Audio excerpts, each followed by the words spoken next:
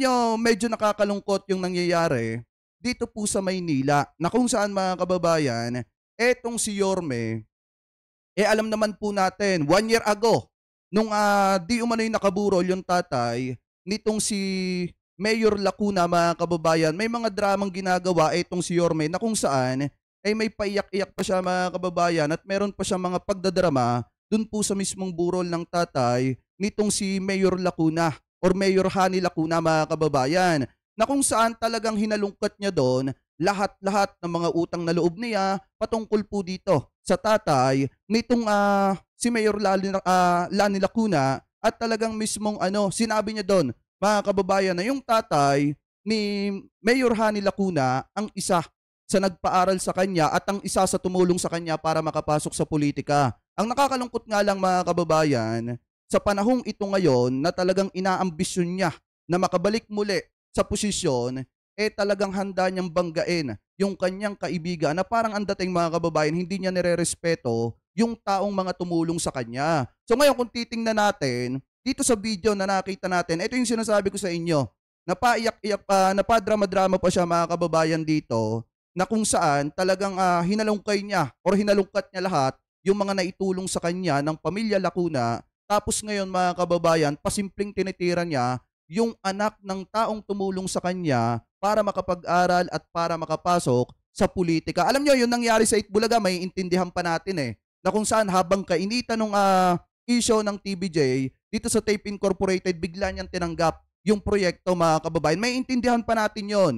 Ngayon, kung titingnan natin dito, ito yung masakit dito mga kababayan kasi unang-una, talagang kinakapatid niya etong si Mayor Hani Lacuna. Tapos ang dating mga kababayan, kung kailan tinambakan niya ng napakaraming utang ang Manila at unti-unting binabayaran ni Mayor Hani Lacuna, saka siya papasok mga kababayan para tumakbo ulit at bumalik ulit sa posisyon bilang mayor kasi nga hindi siya umubra sa pagtakbo niya bilang presidente mga kababayan at natalo po siya. So ngayon, eto pakinggan muna natin etong video na nakita natin na kung saan dito nagdrama etong si Yorme at talagang hinalungkat niya lahat ng mga naitulong sa kanya ng pamilya Lacuna. Tapos pupunta tayo mga kababayan doon sa mga pagtira niya ngayon at pag-atake niya kay Mayor Hani Lacuna. So ngayon, eto i-play po natin. Sa pakikipagkapwa-tao. So, noong kalaunan, ayun, si Roland, si Jong, yung mga kaming mga iilang bata niya, no? One time, he said, about mga 2005 din, Isko, ano bang pangarap mo sa buhay? Ganyan eksaktong sinabi niya. Sabi ko, boss, sigurado ka? Kasi, hindi mo makakausap si Danilo ng seryosohan.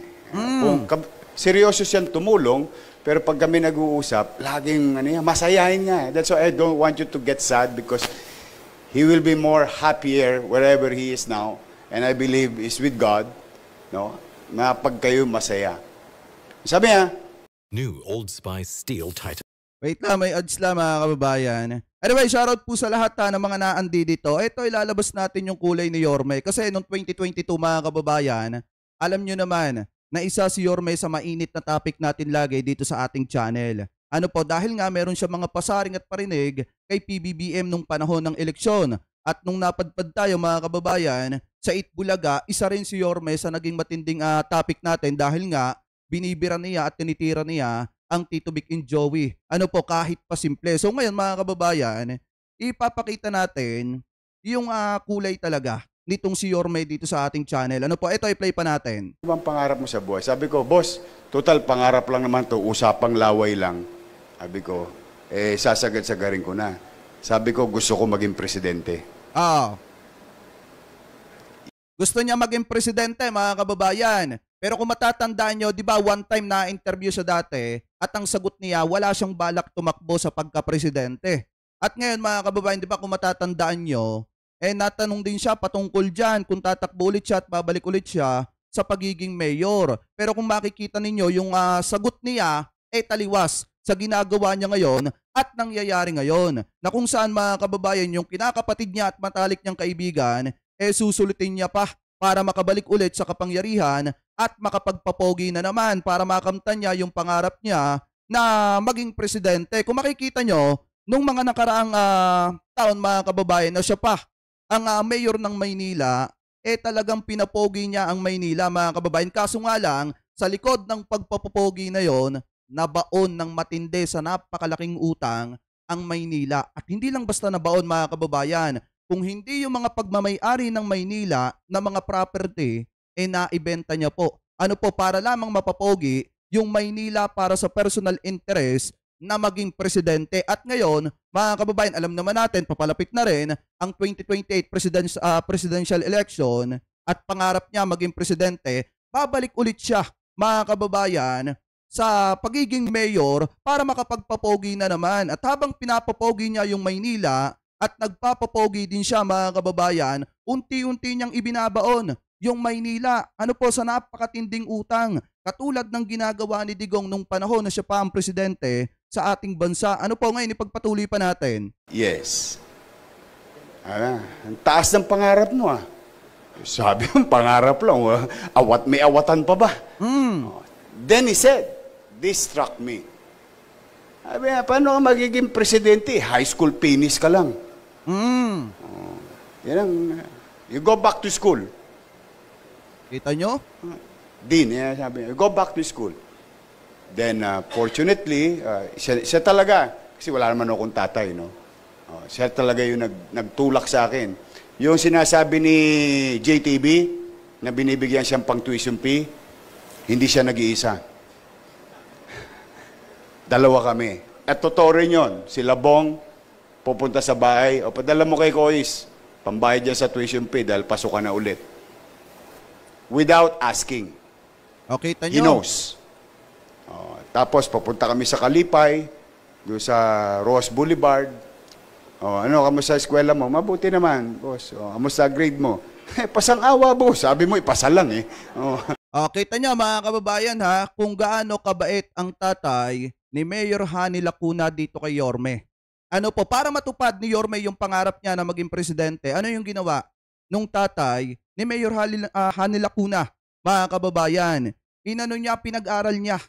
Tapos kahit hindi humihingi si Yorme, mga kababayan, mismong yung tatay ni Mayor Hani Lacuna yung nagbibigay ng baon para makapag-aral lamang etong si Yorme, mga kababayan. So ngayon, kung titingnan nating mabuti, itinuring na parang isang anak nitong si Danny Lacuna, etong si Yorme, mga kababayan. Tapos yung ginagawa ngayon ni Yorme, talagang parang hindi pagrespeto dito kay Danny Lacuna.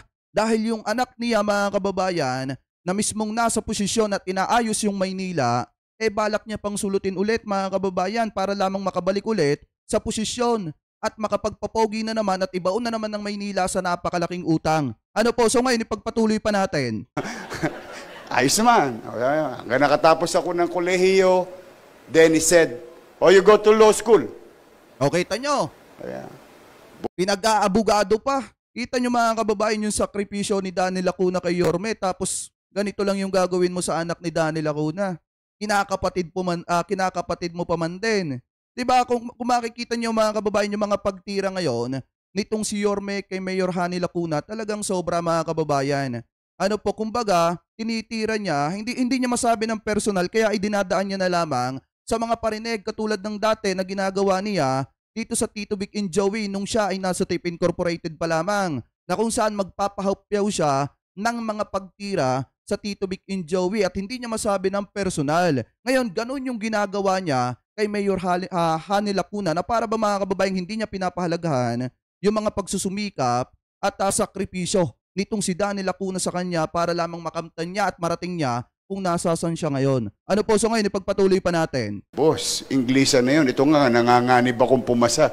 Pagluluin mo pa. No. I'll talk to Dean Magsalin. Kita nyo?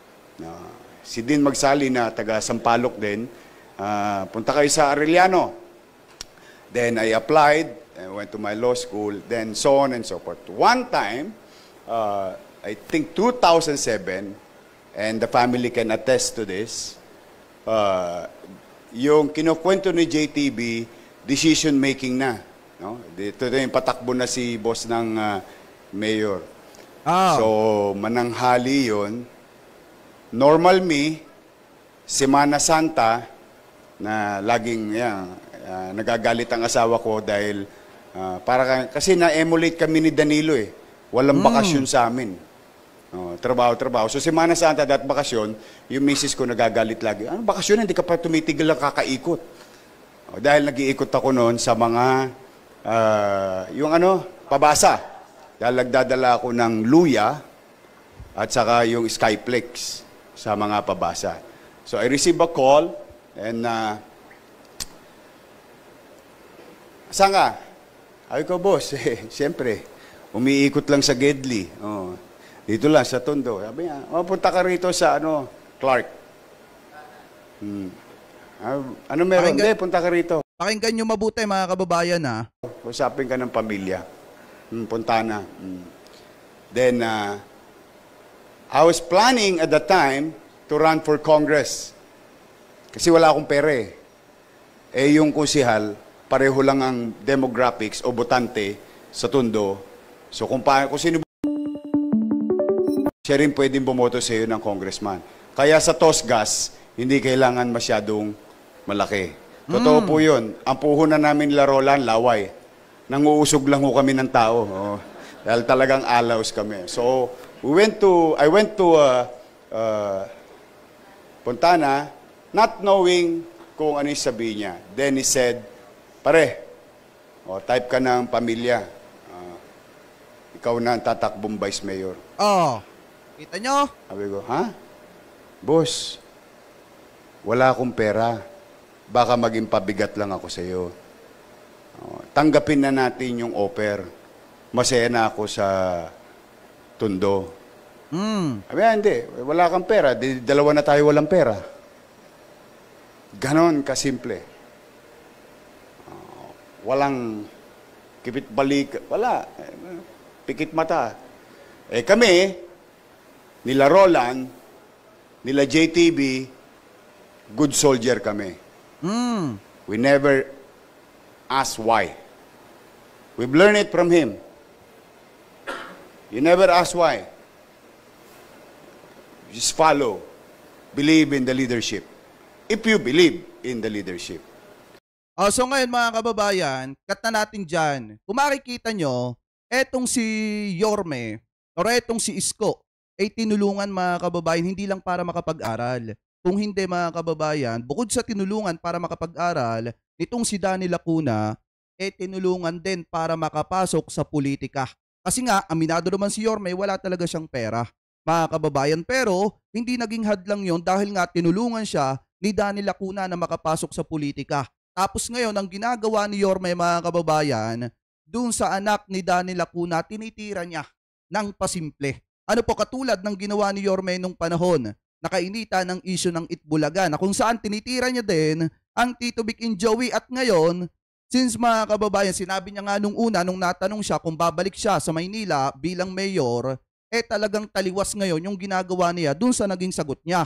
So ngayon, kung makikita ninyo, eto daw, may parinig etong si Yorme dito sa anak nitong si Danny Lacuna na si Mayor Lacuna, mga kababayan. Ano po sabi dito? Biglang liko, muling nagparinig si dating Manila Mayor Isko Moreno Dumagoso sa kanyang dating mga kaalyado matapos siyang paratangan ng kaliwat ka ng isyo. Aniya kung sinabi nila na masama siya, lalabas umano na masama rin sila dahil sila ang magkakasama sa Maynila noong nakaraang administrasyon. Pinaratangan ng kabilang kampo si Isko na nilulubog umano sa utang ang lungsod ng Maynila. Sagot ni Isko, kailanman hindi niya ito itinago sa taong bayan. Ibig sabihin, aminado siya na naibaon niya sa napakalaking utang ang Maynila, mga kababayan. Almost 17.4 billion piso ang naging utang ng Maynila at iniwan lamang po yan ni Isko, mga kababayan, dito kay Mayor Hanny Lacuna.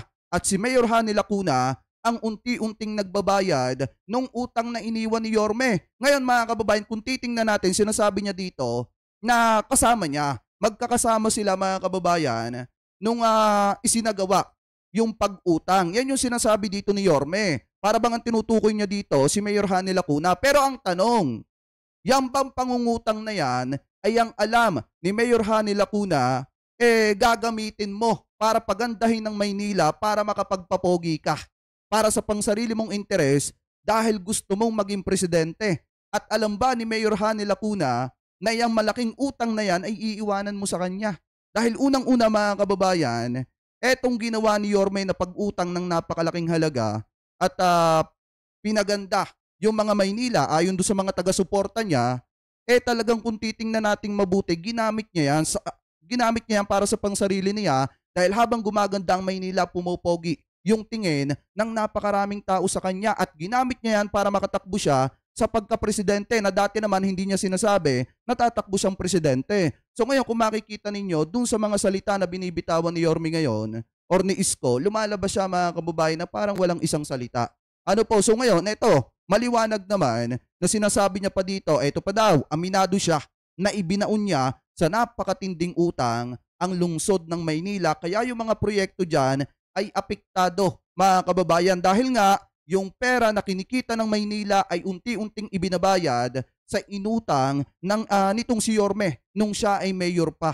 Ano po, so sabi pa dito, ito pa daw, may resibo umano ang lahat kagaya na lamang ng food boxes, bakuna, mga bagong ospital, mga bagong paaralan at pabahay. Ba't mga kababayan, kung makikita nyo nung panahon ng pandemya, talagang 'di ba nananawagan etong si Yorme na magtulungan at tulungan ang Maynila dahil nga mga kababayan sobrang tindi na nung panahon ng pandemya.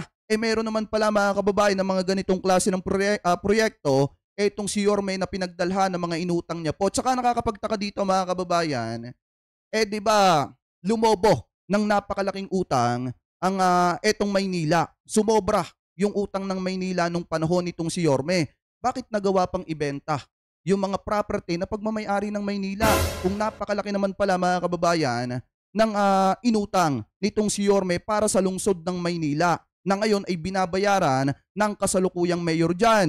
So sabi pa dito, ito basahin pa natin. Dagdag pa ni Isko, ang kabilang kampo rin mismo ang nag-aproba at pumayag na magkaroon ng utang ang Maynila sa kalagitnaan ng pandemya. Bakit tila nakalimutan na umano nila ang lahat ng naging proyekto ng pamahalaang lungsod noon? So ngayon kung titingnan yung mabuti, ipagpalagay natin, inaprubahan mga kababayan yan nitong pinaparinggan niya which is etong si Mayor Lacuna. Pero alam ba ni Mayor Lacuna na yung mga inutang mo ay gagamitin mo para sa pangsarili mong interes? Dahil pupupugian mo kuno ang Maynila, pagagandahin mo kuno ang Maynila, pero alam naman natin na sa kabila ng pagtaas ng antas at pagganda ng Maynila, kasabay naman ng pagtupad ng pangarap mo sa pagkapresidente. Kaso nga lang, minalas ka nung tumakbo ka sa pagkapresidente at natalo ka.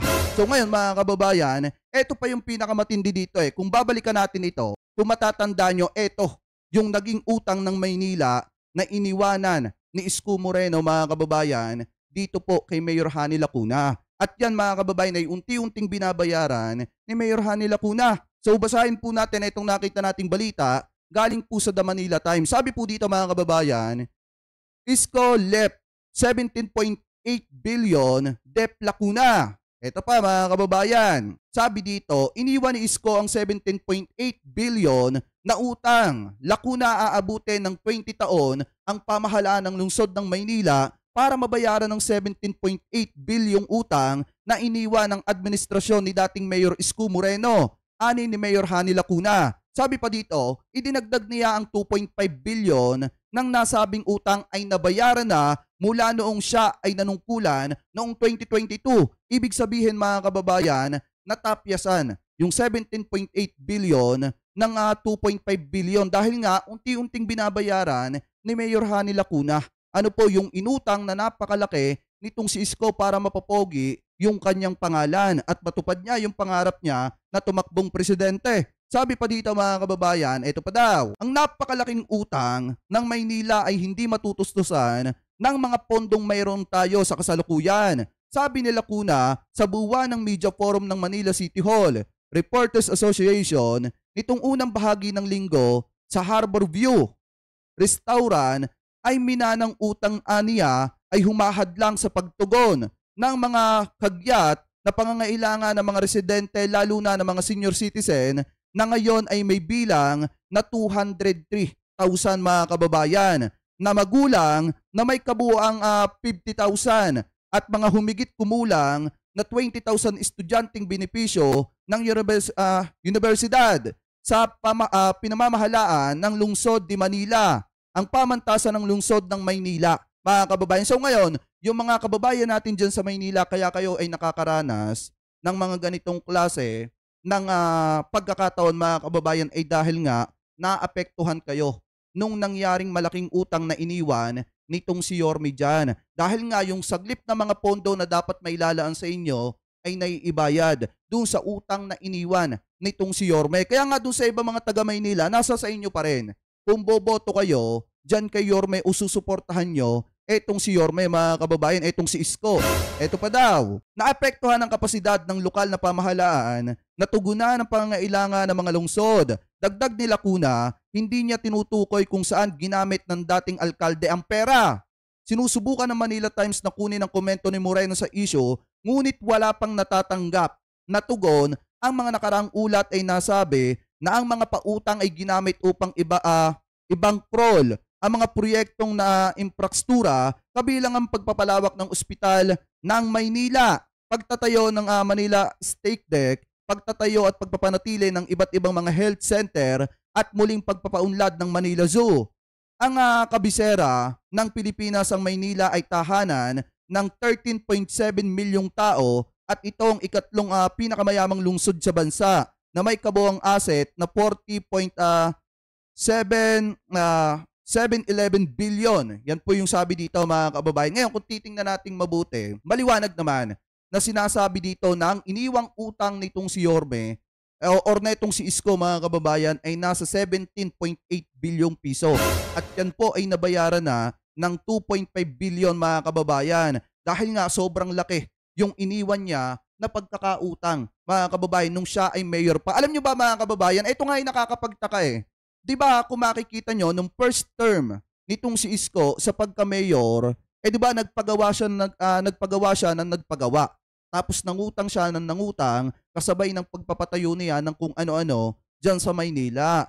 Di ba kung titingnan natin sa isang tao na may puso at lingkod talaga ng Maynila at inuuna yung kapakanan ng Maynila, di ba dapat bago ka tumakbo sa pagka-presidente, uunahin mo muna na tapusin yung pagkakautang mo at bayaran mo yung pagkakautang mo para hindi mahirapan yung susunod sa'yo sa posisyon na tatakbo bilang mayor. Ngayon ang problema, may 3 term siya, mga kababayan, para linisin at bayaran yung mga inutang niya. Kasi nga, dun sa first term niya, nagpagawa na siya ng mga proyekto. Di ba dapat ang ginawa niya, tumakbo siya sa second term para bayaran yung mga inutang niya. And then, mga kababayan, yung pangatlong term niya, yun na yung aalalayan na niya ang Maynila. Kasi nga, nung first term niya, nakapagpagawa na siya. At second term, nakabayad na siya ng utang. At yung pang-tatlong term niya dapat, mga kababayan, yun na yung dapat ginawa niya na pag-alalay sa Maynila bago siya tumakbo sa pagka-presidente.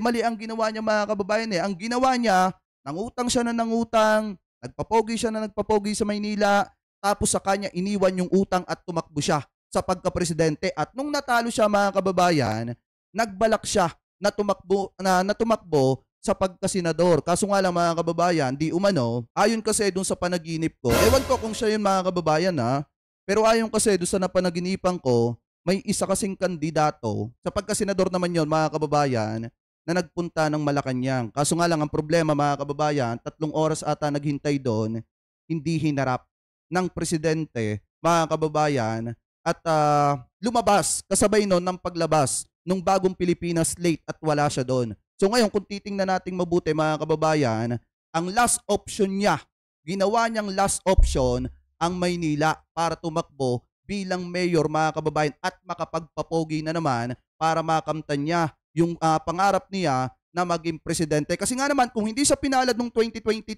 kahit ginawa na niya lahat ng pagpapapogi niya, gagawin niya ulit yan, mga kababayan. Kaya gustong-gusto niya makabalik di umano sa posisyon dahil nga baka gagawin niya ulit yung pagpapapogi niyan at baka tatakbo siya sa 2028 sa pagka-presidente ulit, mga kababayan. Ano po, kasi nga, kung makikita nyo, si Yorme naman mahilig sa salita na try and try. Susubukan niya ng susubukan hanggang sa makuha niya at makamtan niya yung gusto niya